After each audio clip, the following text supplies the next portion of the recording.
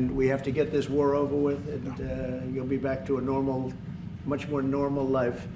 And maybe we're close. We're getting words that things are going okay in Russia, and it doesn't mean anything until we hear what the final outcome is. But they have very serious discussions going on right now with President Putin and others, and hopefully they all want to end this nightmare. It's a nightmare. It's a horrible thing when you look. I get pictures every week. They give me the pictures of the battlefield, which I almost don't want to see. It's so horrible to see young people laying arms and legs and heads laying all over the field. It's the most terrible thing that you'll ever see. And it's got to stop. These are young people with mothers and fathers and sisters and brothers and friends. And it's got to stop. So we hopefully are going to be in a good position sometime today to have a good idea. We'll have, we know where we are with Ukraine, and we are getting good signals outside of Russia as to where we are with Russia. And hopefully they'll do the right thing. It's really humanity. We're talking about humanity. We're not talking about the money. But then you add the money to it, and you know, hundreds of billions of dollars is being spent and really wasted so unnecessarily. It should have never happened. So it's an honor to have you here. They picked a great gentleman. I'll tell you, I was so happy to hear, because you had somebody, Stoltenberg was really good, and you have somebody that's going to do an incredible job. And I was so much in favor of you. You have no idea. They had another person that I did not like. I was not happy. And I think I kept him from, you know what I'm talking about. I said, this is the right man to do it. And he really did. He was a great prime minister of the Netherlands. He did a great job. And that's what he's doing right now. So thank you, everybody, for being here. And it's a very great honor to have you. And we even have some of our great energy people here today, right? We have the governor, and we have Chris, you know Chris, right? He's supposed to be the most talented man in the world of energy, according to the governor. So I don't know if he's right. And we have General, you've been fantastic. Thank you very much. And we have a lot of good people that won't be so much involved with this, but they wanted to see what was happening. It's become a little bit of a show, but they wanted to see what was happening, and I think a lot of good things are happening. So with that, if anybody would have a question. Mr. President, on Russia. Please, sorry. In Steve Witkoff's trip to Moscow, you spoke about it. What sort of agreement do you hope he comes away from it with? Well, we'd like to see a ceasefire from Russia, and we have, you know, not been working in the dark. We've been discussing with Ukraine land and pieces of land that would be kept and lost, and all of the other elements of a final agreement. There's a power plant involved, you know, a very big power plant involved. Who's going to get the power plant, and who's going to get this and that? And so, you know, it's not an easy process. But phase one is the ceasefire. A lot of the individual subjects have been discussed, though. You know, we've been discussing concepts of land, because you don't want to waste time with a ceasefire if it's not going to mean anything. So we're saying, look, this is what you can get, this is what you can't get. They discussed NATO and being in NATO, and everybody knows what the answer to that is. They've known that answer for 40 years, in all fairness. So a lot of the details of a final agreement have actually been discussed. Now we're going to see whether or not Russia's there, and if they're not, it'll be a very disappointing moment for the world. Yeah. Vladimir Putin just said he is open to a ceasefire, but he does still have some concerns. He suggested that you two should speak directly. Do you have plans to speak to him soon? If so, when? Are you confident you can get this across the table? Sure. He did say that today. It was a very promising statement, because other people are saying different things, and you don't know if they have anything to really, if they have any meaning, or I don't know. I think some of them were making statements. I don't think they have anything to do with it. No, he put out a very promising statement, but it wasn't complete. And yeah, I'd love to meet with him or talk to him. But we have to get it over with fast. You know, every day people are being killed. It's not like, as we sit here, 2 people will be killed. Think of it. 2 people are going to be killed during this little period of time. Thousands of people a week are dying. So we really don't have very much time. We have to make this fast. It shouldn't be very complicated. Mr. President, yes. A representative of Canada, the finance minister, are in town and will meet members of your administration during the day. Any chances that you will ban on the tariffs on aluminum and the ones that are planned for April 2nd? No. You are not going to change your No, mind. I'm not. Look, we've been ripped off for years, and we're not going to be ripped off anymore. No, I'm not going to bend at all. Aluminum or steel or cars. We're not going to bend. We've been ripped off as a country for many, many years. We've been subjected to costs that we shouldn't be subjected to. In the case of Canada, we're spending $200 billion a year to subsidize Canada. I love Canada. I love the people of Canada. I have many friends in Canada. The great one, Wayne Gretzky, the great. Hey, how good is Wayne Gretzky? He's the great one. But we have, I know many people from Canada that are good friends of mine. But, you know, the United States can't subsidize a country for $200 billion a year. We don't need their cars. We don't need their energy. We don't need their lumber. We don't need anything that they give. We do it because we want to be helpful, but it comes a point when you just can't do that. You have to run your own country. And to be honest with you, Canada only works as a state. It doesn't. We don't need anything they have. As a state, it would be one of the great states anyway. This would be the most incredible country visually. If you look at a map, they drew an artificial line right through it between Canada and the U.S. Just a straight artificial line. Somebody did it a long time ago, many, many decades ago, and makes no sense. It's so perfect as a great and cherished state. Keeping "O Canada," the national anthem. I love it. I think it's great. Keep it. But it'll be for the state, one of our greatest states. Maybe our greatest state. But why should we subsidize another country for $200 billion? It costs us $200 billion a year. And again, we don't need their lumber. We don't need their energy. We have more than they do. We don't need anything. We don't need their cars. I'd much rather make the cars here. And there's not a thing that we need. Now, there'll be a little disruption, but it won't be very long. But they need us. We really don't need them. And we have to do this. I'm sorry. We have to do this. Yes? Mr. President, Yeah. you have made it very clear that NATO needs to step up, although great progress has been made in your first mandate. How do you envision this new transatlantic? Are you talking about NATO stepping up? Yes. Well, NATO is stepping up through this man. This man is a man that only knows how to step up. And we have the same goal in mind. We want the war ended. And he's doing his job. He only knows how to do a good job. That's one thing. That's why I fought for him to get that job. Because they had some other candidates that I'll tell you would not have done a very good job. I need this part of the move for my family. So we'll get you a clip. We're going to get him a clip of that little last statement. The rest of the statements he doesn't care. Sir, how does this new transatlantic cooperation, how do you envision it? Well, that's one thing. I mean, you know, we're on the other side of the ocean. And they're right there. And yet we're in for $350 billion because of Biden. And they're in for $100 billion. So it's a big difference. And it's unfair. And I said, you have to equalize. They should equalize. They should have. It should have never happened where Biden just gave this money away. Now, as you know, we have an agreement with Ukraine on the rare earths and other things, and that'll get us something back, a lot back. It'll get us our money back. We're not doing it for that, though. I'm just doing this to get the war stopped. I'm doing it really to save lives, but at the same time, we were treated very unfairly, as we always are by every country. And we're in for very substantially more than the European nations are in for, and that shouldn't be. You know, they're much more affected by it than we are, because we do have an ocean in between. But I don't know. I think good things are going to happen. I really do. I think good things are going to happen. I do say, we were talking before, and Mark was very nice. He said, if you would get involved, there would be nothing. You'd just be going on. This thing would have gone on for a long Breaking a time. deadlock. It was crucial. Yeah, we broke a deadlock. We did break a deadlock. I hope it's meaningful. Yes, did you have one? Yeah.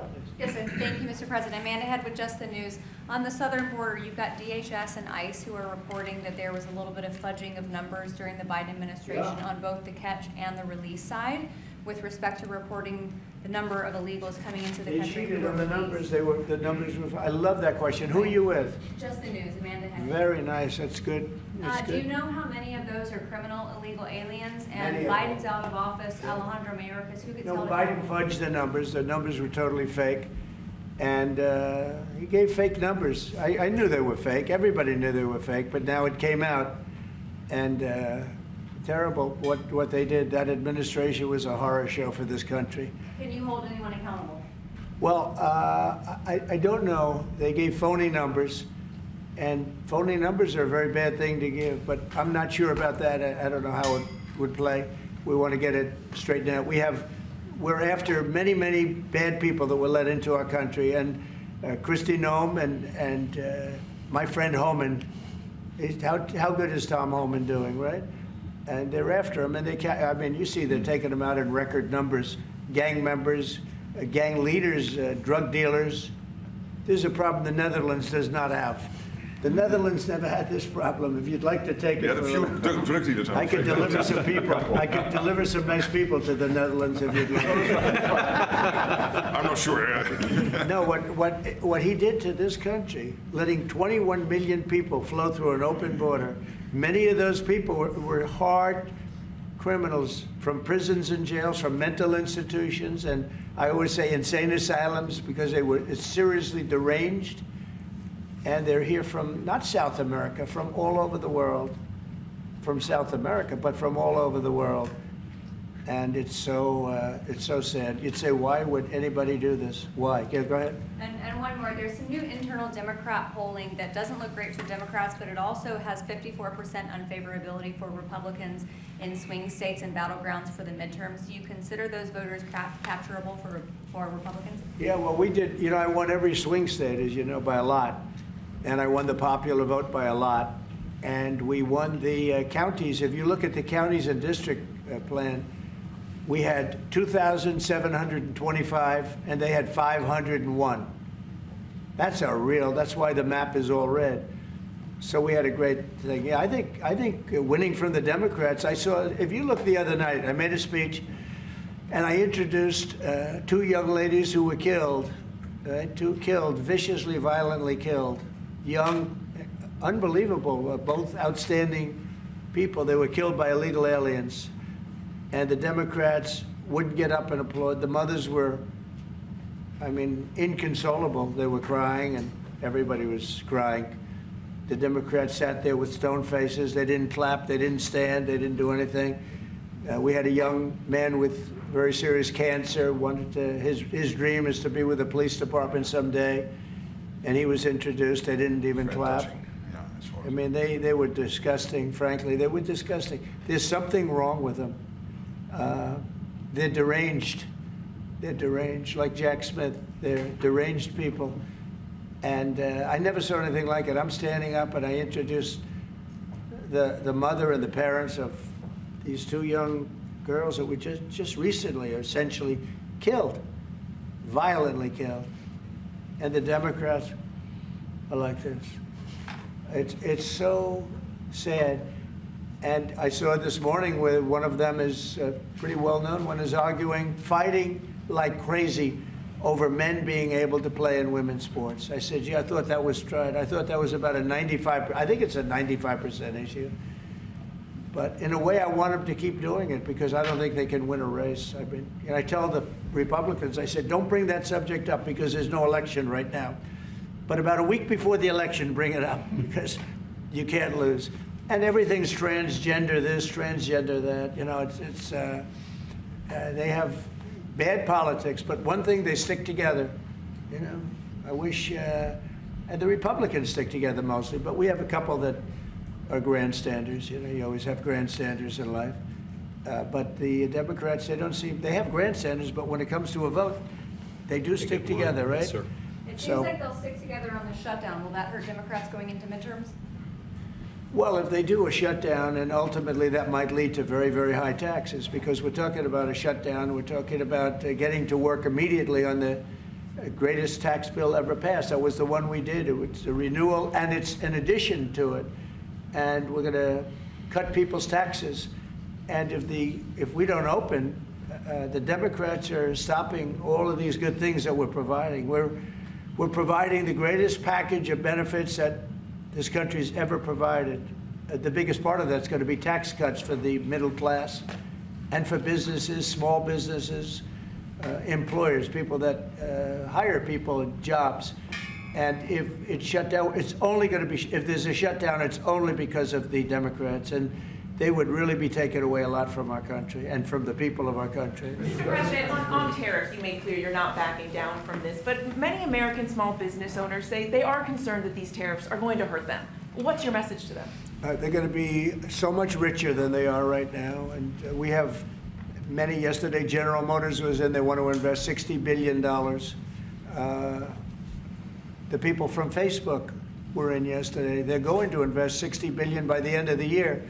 Other people are talking about numbers. Apple, as you know, a few days ago announced $500 billion investment. They're going to build their plants in the United States, which, as you know, almost all of their plants are in China. Now they're building in the United States. Look, the reason is two things. Number one, the election, November 5th, and the other thing is tariffs. I think probably in that order.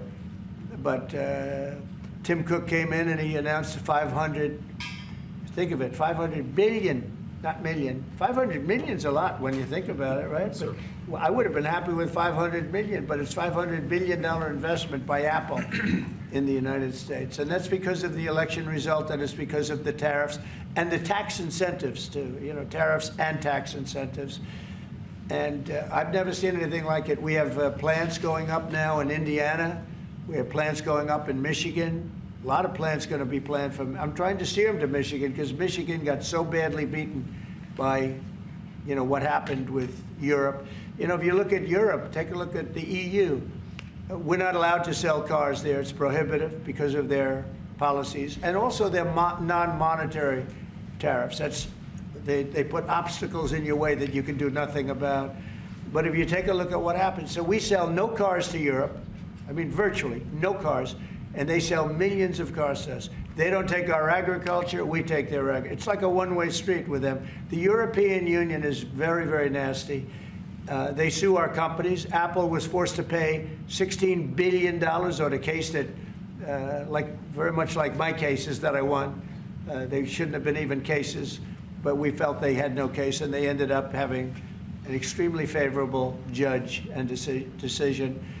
But they're suing Google, they're suing Facebook, they're suing all of these companies, and they're taking billions of dollars out of American companies, many more than the ones I just mentioned. And I guess they're using it to run Europe or something. I don't know what they're using it for, but they treat us very badly. China obviously treats us very badly. Almost everybody does, and I blame past presidents, to be honest, because when I was president, we received so far about $700 billion from China over the years on the tariffs that I put in. No other president got 10 cents from China. And that was only beginning, except for COVID, I would have been able to finish the process. But we had to fight the COVID thing, and we did really well with it, but we had to fight. And then we had actually, as you remember, Mark, we actually handed over the stock market. It was higher than just previous to COVID coming in, which was sort of a miracle, frankly. We did a good job.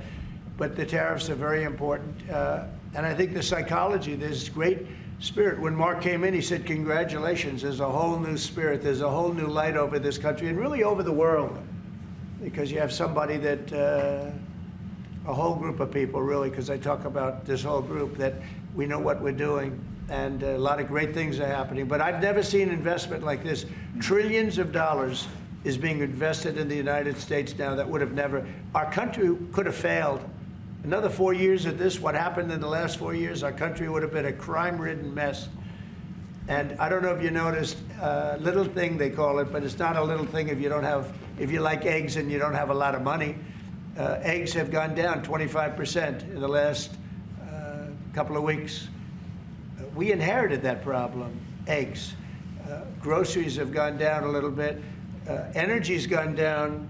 Do you want to speak to that for a second, Governor? Would you just say a couple of words, you and Chris, about energy, what's happened? Well, happy to, but I think that Chris and I just came from CERAWeek, which is the largest conference in the world, so global leaders, people from the EU, officials from all the energy producing countries, all there, and all the global nationals, all the US. The spirit of that group is through the roof, because now they realize that in the United States that President Trump's policies are pro-developing more energy, as opposed to we're trying to shut down energy, and that pro-growth, pro-business, pro-energy approach is giving people the optimism. So then the markets are reacting to that, and energy prices on the futures market are going to go down, because people know we're not going to be killing off the energy we need for prosperity in all of our countries, but also for peace. Because people have used energy to fuel these wars that President Trump is working so hard to end. And we know that high energy prices were driving the inflation that he talked about. So it accomplishes two goals for us, which is prosperity for the world, peace for the world, when we have smart energy policies. And President Trump has brought common sense back to how we think about energy. And it's brought down now $65 a barrel, I saw this morning. That's phenomenal news. And that's going to that's what brought it up. The energy they took our beautiful energy policies and they just messed them up. And then they went immediately back to them, but by that time they lost it. They lost that Bronco, as the expression goes. Chris, do you have something to say? Oh, I think Doug said it well, but you just can't overstate how important the return of common sense, the return of knowledge about energy and pro-American consumers, pro-investment in our country. I think globally that was welcomed. It means capital flows, it means more sobriety and lower energy prices, more economic opportunity for Americans. So yeah, it was an elated atmosphere at a global energy conference. Well, we're working on one project. It should be very easy. It's a pipeline going through a small section of New York. New York's held it up for years, actually, for years. They've wanted to do it for years and years. And it will reduce the most expensive energy almost in the world is in New England, because they have no way of getting it there because it's been held up by New York. And the whole of New England and Connecticut and New York, the energy prices are through the roof. And this one pipeline will save per family $2,500 just on heating, and another $2,500 on everything else. So the energy, by just a simple pipeline going through an area that wants it, an area that's not a rich area, it's actually a very poor area, would create jobs and everything else. And it's going to be way underground. Nobody's going to see it. Once they fill it up, nobody's going to see it. Nobody's going to know it's there. And families in New York and Connecticut and New England are going to save $5,000 a family. Think of that. Because right now they have the highest energy prices maybe in the world, they say. New England is a disaster. So we're working on that. In fact, the governor's coming in, Governor of New York, Kathy Hochul, who's a very nice woman. She's coming in tomorrow morning at 9 o'clock to meet me on that and other things. Not only that, but other things. So I hope we don't have to use the extraordinary powers of the federal government to get it done. But if we have to, we will. But I don't think we'll have to. I can tell you Connecticut wants it, and all of New England wants it. And who wouldn't want it? And it's also jobs on top of everything else. So that's going to be very exciting. So we're meeting with the governor tomorrow morning. Mr. President, some people question. Thank you, Mr. President. Greenland. What is your vision for the potential annexation of Greenland and getting them potentially to Well, I think it'll happen. And I'm just thinking, I didn't give it much thought before, but I'm sitting with a man that could be very instrumental. You know, Mark, we need that for international security, not just security, international. We have a lot of our favorite players, cruising around the coast, and we have to be careful. And we'll be talking to you. It's a very appropriate, really a very appropriate question. There's an Thank issue you in the very high much. north, so the Arctic. So what you did, so when it comes to Greenland, yes or not joining the US, I would leave that outside for me, this discussion, because I don't want to drag NATO in that. But when it comes to the high north and the Arctic, you are totally right. The Chinese are now using these routes. We know that the Russians are rearming. We know we have a lack of icebreakers. So the fact that the outside Russia, there are 7 Arctic countries working together on this under US leadership is very important to make sure that that region, that part of the world stays safe. And we know things are changing there, and we have to be there. Well, we just had an election there the other day. Do you see a referendum, a plebiscite, where the people of Greenland would be in a position to decide if they want to become part of the United States? Yeah, it was a good election for us, as you know. It was not a referendum. It wouldn't be called that. It was an individual election. But the person that did the best is a very good person, as far as we're concerned. And so we'll be talking about it, and it's very important. Mark mentioned the word icebreaker. So we've ordered, we're in the process of ordering 48 icebreakers. And Canada wants to know if they could use them. I said, well, you know, you got to pay for them. Think of it, Canada. We pay for their military. You know, Canada pays very little for their military because they think we're going to protect them. But even with the icebreakers, so we're going to order 48, and Canada wants to be part of the deal. I say, you got to get your own icebreakers. I mean, if you're a state, you can be part of the deal. But if you're a separate country, you've got to get your own icebreakers. Russia, as you know, has about 40 of them. And we have one big icebreaker. But that whole area is becoming very important. And for a lot of reasons, the routes are, you know, very direct to Asia, to Russia, and you have ships all over the place, and we have to have protection. So we're going to have to make a deal on that, and Denmark is not able to do that. You know, Denmark's very far away and really has nothing to do. What happens? A boat landed there 200 years ago or something, and they say they have rights to it. I don't know if that's true. I don't think it is, actually. But we've been dealing with Denmark, we've been dealing with Greenland, and we have to do it. We really need it for national security. I think that's why NATO might have to get involved in a way, because we really need Greenland for national security. It's very important. You know, we have a couple of bases on Greenland already, and we have quite a few soldiers, and maybe you'll see more and more soldiers go there. I don't know. What do you think about that, Pete? So, don't answer that, Pete. Don't answer that question. But we have bases, and we have quite a few soldiers on Greenland. Mr. President, simple question, your commitment to NATO. Will anything change? Your commitment to NATO. Will anything change? Same amount of money? Well, I think they made a great step by putting Mark in charge. I think, to me, that's a great step, because he and I have seen eye to eye on everything for a long time. We've been doing this a long time now. 9 years now. And so that's a great step. You have to keep NATO strong. You have to keep it relevant. But the biggest thing we have to worry about right now is what's going on right now. I think the rest is going to take care of itself. I don't see this happening. This was a fluke. This was something that, if we had a competent president, it would not have happened. The man was grossly incompetent. All you have to do is take a look at, he signs by AutoPen.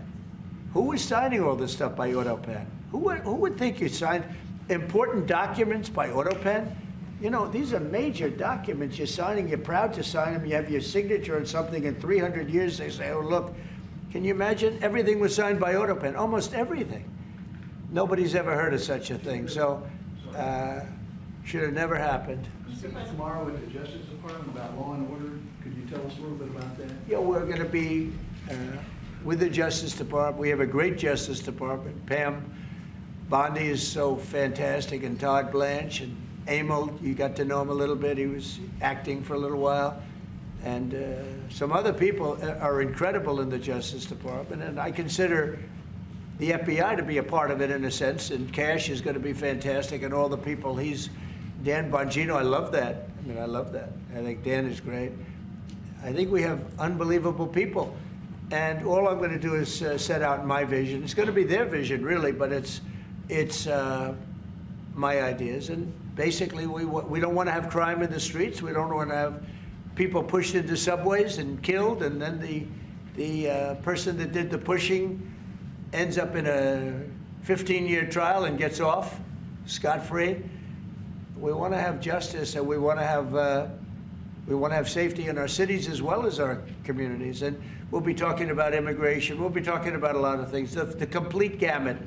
So I look forward to that. That'll be tomorrow at the Justice Department. Mr. President, you're a man of peace. You said it several times, and you made it very clear. A man of peace dealing with belligerent people. Yeah. And I'm thinking, we saw how you handled Zelensky in this very own room. What is your leverage on Putin? Are you thinking sanctions? What if he refuses to? Well, I do have leverage, but I don't want to talk about leverage now, because right now we're talking to him, and based on the statements he made today, they were pretty positive, I think. So I don't want to talk about that. I hope Russia's going to make the deal too. And I think once that deal happens, you're never going to be in a process. I don't think they're going back to shooting again. I really believe if we had if we get a peace treaty, a ceasefire treaty, I think that leads to peace. That's going to really lead to peace. I don't think anyone wants to go back. They've been doing this for a long time, and it's vicious and violent. And I think if President Putin agrees and does a ceasefire, I think we're going to be in very good shape to get it done. We want to get it over with. That's why it was very important what I instructed everybody, including Steve, what we're looking for, to discuss concepts of land, concepts of power plants, because it's complicated. You know, you have a whole, you're sort of creating the edge of a country. The sad part is that country, if this didn't happen, and it wouldn't have happened, I don't know if they would have to give anything back. I guess Crimea, you know, I said it last time, Crimea was given by Obama. Biden gave him the whole thing, and Bush gave him Georgia. And Trump didn't give him anything. I gave him, you know what I gave him? I gave them javelins. And the javelins were very effective, as you know. I gave them nothing. 2019. And then also, if you take a look, I was the one that stopped the pipeline going into Europe. It was totally stopped. Nord Stream 2, nobody ever heard of Nord Stream 2 before I came along. But I got along very well with President Putin. I got along with most of them. I get along great with President Xi. I got along great with Kim Jong-un. I got along great with all of them. And we had no wars. We had no problems. We wiped out ISIS in record time. General Raisin Kane, and he wiped them out. And he was going to be our new chief, right? He's going to be the head of Joint Chiefs of Staff. And he's a highly respected man. He's going to be great. Pete's going to be fantastic. I have no doubt about it. We have a great team, really great team. Yeah, please. Go ahead, please. Mr. President, some of our allies have said that they're worried that they could be the next to be attacked by Russia. You've spoken directly with the Russian president. Yeah. Do you think those fears are justified? No, I don't. I think when this gets done, it's done. They're going to all want to go home and rest. I don't see it happening. Nope, I don't see that happening. And we'll make sure it doesn't happen. Not going to happen, but we'll make sure it doesn't happen. Yeah, go ahead, please. Leaders from Russia and Iran are heading to Beijing tomorrow to discuss nuclear programs. What do you hope to get out of that? Well, maybe they're going to talk about non-nuclear programs. Maybe they're going to be talking about the de-escalation of nuclear weapons, because, you know, I was talking about that with President Putin very strongly, and we could have done something had that election not been rigged.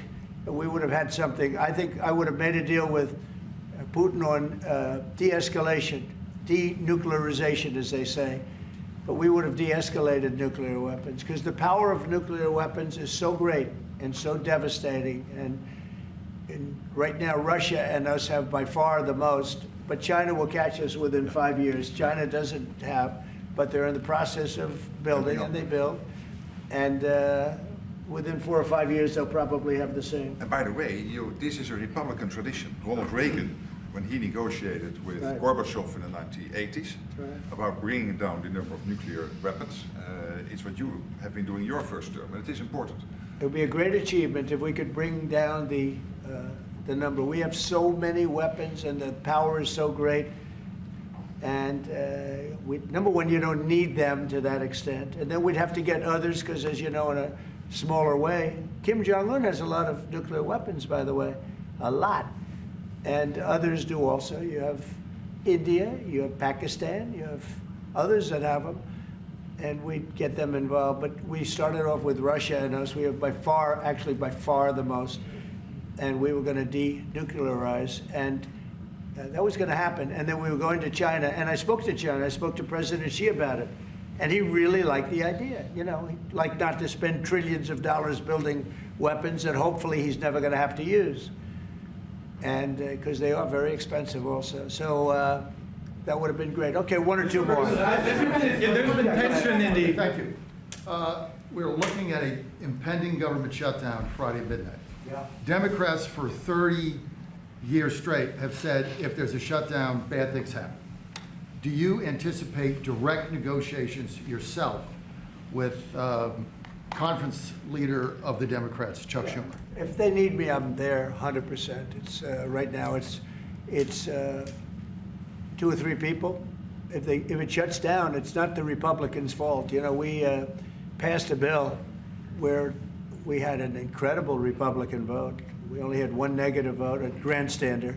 You know, 1 grandstander. There's always a grandstander in the lot. But it was amazing. People were amazed that the Republicans were able to vote in unison like that, so strongly. If there's a shutdown, even the Democrats admit it'll be their fault. And I'm hearing a lot of Democrats are going to vote for it, and I hope they do. This is an extension. But ultimately, we want to vote for one big, beautiful bill where we put the taxes in, we put everything in. We're going to have big tax cuts. We're going to have tremendous incentives for companies coming into our country and employing lots of people. It'll be, I called it, in a rare moment, one big, beautiful bill. That's what I like, and it seems to be that's where they're heading.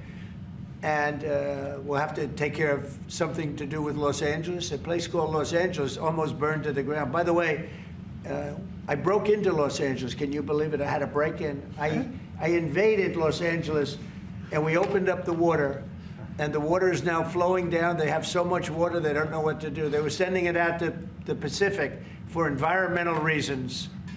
Okay, can you believe it? And in the meantime, they lost 25,000 houses. They lost, and nobody's ever seen anything like it. But we have the water. I'd love to show you a picture. You've seen the picture. The water is flowing through the half pipes. You know, we have the big half pipes that go down. Used to, 25 years ago, they used to have plenty of water, but they turned it off for environmental reasons. Well, I turned it on for environmental reasons and also fire reasons. But and I've been asking them to do that during my first term. I said, do it. I didn't think anything like could happen like this, but they didn't have enough water.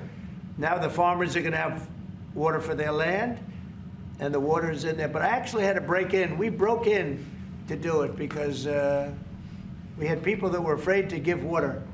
They were, in particular, they were trying to protect a certain little fish. And I said, how do you protect a fish if you don't have water? They didn't have any water, so they're protecting a fish. And that didn't work out too well, by the way. So they have a lot of water going down throughout California, all coming out from the Pacific Northwest, even some from Canada. Thank you, Canada, very much. I appreciate it. Next thing you know, they'll want to turn the water off. They want to charge us for the water. But it comes up from the Pacific Northwest, and it's a beautiful thing to see. I mean, it is brimming with water. Now, if they would have had that done, you wouldn't have had the damage because the fire would have been put out. The fire hydrants would have been loaded. The sprinklers in people's living rooms and bedrooms would have been loaded up with water. They had no water. The government makes them put sprinklers, and they had no water in the sprinklers because they had no water. So the water is flowing, and we're going to have to give a lot of money to Los Angeles to help them. And the Democrats are going to want to do that. So that's the one thing different. And frankly, I think that makes it a lot easier. But one of the big thing is we have the big, beautiful bill. We got to get that done. And that will put our country in a position like it's never been. It's a reduction of taxes. It's tremendous incentives for companies to come from all over the world into our country. It's great environmentally. But it's not this environmental scam that we went through, that we all went through. It provides for everything. It's a big, beautiful bill, and I hope we can get it approved, and that'll be next. But in the meantime, we have the continuing resolution, and the Republicans have approved it, and now the Democrats have to approve it, and I hope they will. And I think a lot of them, I can tell you, they want to. I've spoken to some of them. They really want to. Their leadership may not want them to. And if it closes, it's purely on the Democrats. One more? On Korea, sir, we've seen tension increasing in the peninsula. You've talked about Kim Jong-un. Do you have any plans of re-establishing the relationship you had during the first mandate? Well, I would. I had a great relationship with Kim Jong-un, North Korea. if I wasn't elected, if Hillary got in, you would have had a nuclear war with North Korea. He expected it. He expected it. And they said, oh, thousands of people. No, millions of people would have been killed. But I got in. We went to Singapore, we met. We went to Vietnam, we met. We got along really good. We had a very good relationship, and we still do. We still do. You don't have that threat that you had. I mean, look, when I was running the first time, it looked like there was going to be a war with North Korea. You know that better than Tensions were high. Yeah, and everybody it started was startled that you invited him for talks. Right. But you did. It started off very rough, and he wouldn't meet with Obama, wouldn't take his calls. I said, how many times did you call? They called a lot. He wouldn't take their call. He told me I wouldn't take his call. But with me, it did start off rough, if you remember. Very rough, actually, very nasty. There was a Singapore. And yeah, but then, no, before that, then it stopped. The rhetoric was extremely tough. It was. You had it was a little speech bit in the UN, I remember. Yeah, that's right. It was a little bit dangerous. And then we met. They asked for a meeting, and then we met. And the meeting caused the Olympics, which was in South Korea, to become a tremendous success. Nobody was buying tickets for the Olympics because they didn't want to be nuked. And I met, and not only did the Olympics become successful, but North Korea participated in the Olympics. His sister visited. It was an amazing thing. And that was something that was an achievement of the Trump administration, great achievement. And so I have a great relationship with Kim Jong-un. And we'll see what happens, but certainly he's a nuclear power. Okay? Thank you very much, everybody. Thank you. Thank you very much. Thank you very much. It is now really official that you spent more time as the minister your predecessor. It's really now. Well, I would say you passed the threshold. I think just now. Just now, I think. Just now I spent more time with the president. 4 years. Well, they'd ask a question, and you'd have 5 guys come and grab them and hold on. If they ever did that,